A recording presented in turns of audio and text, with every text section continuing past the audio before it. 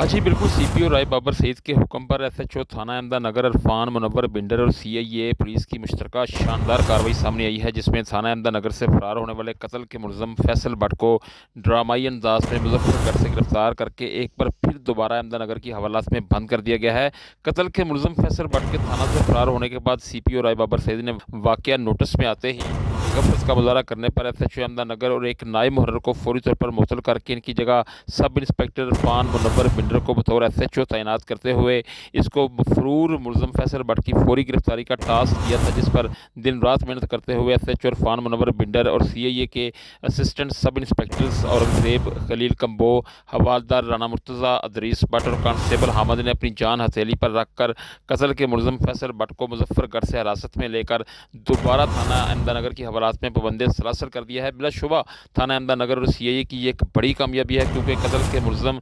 وہ بھی تھانہ سے فرار ہونے کے بعد عوامی سماجی اور شہری حلقوں کی جانب سے پولیس کی کارکردگی پر طرح طرح کے سوالات اٹھائے جا رہے تھے۔ پولیس کو شہریوں کی جانب سے سخت ترین تنقید کا بھی سامنا کرنا پڑ رہا تھا اور ملزم فیصل بٹ کی گرفتاری احمدہ نگر پولیس کے لیے چیلنج بھی بن چکی تھی۔ ملزم کی گرفتاری پر احمدہ نگر کے عوامی سماجی حلقوں، مدعی مقدمہ اور سی پی او رائے بابر سعید نے صرف چند دنوں میں مفرور ملزم کو گرفتار کرنے پر ایس ایچ او احمدہ نگر اور سی آئی اے پولیس کو شاباش دی ہے۔ جی